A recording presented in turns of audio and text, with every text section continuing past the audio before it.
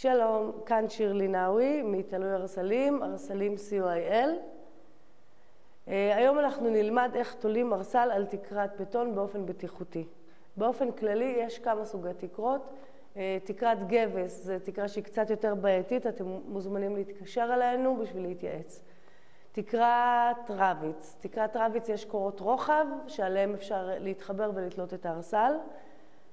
ותקרת בטון אנחנו היום נדגים מה אנחנו צריכים בשביל לתלות ארסל על תקרת בטון. יש לנו כאן שתי דיבל ג'מבו, אחד לגוף הארסל ואחד לרגליים. מקדח לבטון 8 מילימטר, מקדח לבטון 13 מילימטר, מוט ברזל ומקדחה. במקרה הזה אנחנו משתמשים בפטישון. באופן עקרוני, כמעט בכל מקדחה יש פונקציה של מצב של רוטטת. עכשיו אנחנו נסביר על דיבל ג'מבו. דיבל ג'מבו 13 מילימטר הוא דיבל שמיועד לתקרת בטון, על פי תקן הוא מחזיק קרוב לטון.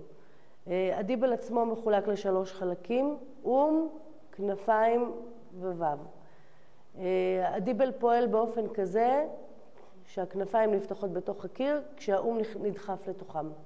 חשוב מאוד לשים לב בזמן שאנחנו מבריגים אותו בתוך הקיר, להבריג תמיד בכיוון אחד על מנת שהאום לא יצא החוצה. ועכשיו אנחנו נדגים לכם איך קודחים בתקרה.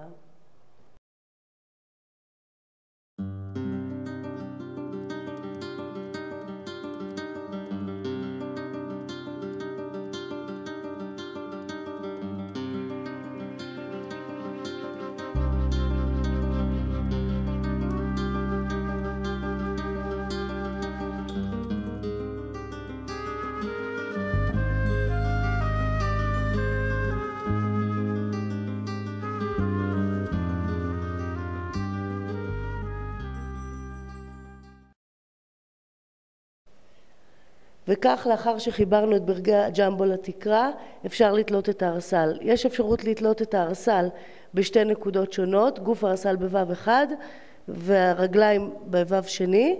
המרחק ביניהם הוא בין 20 ל-30 סנטימטר, בכיוון שאליו רוצים שהארסל יפנה.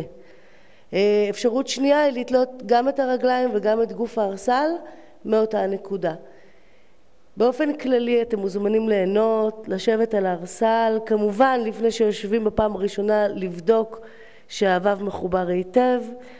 לשאלות נוספות אתם מוזמנים להיכנס לאתר שלנו ארסלים COIL או להתקשר 052-2812-048. כאן שירלי נאווי מתלוי ארסלים ממטולה. ירסול נעים.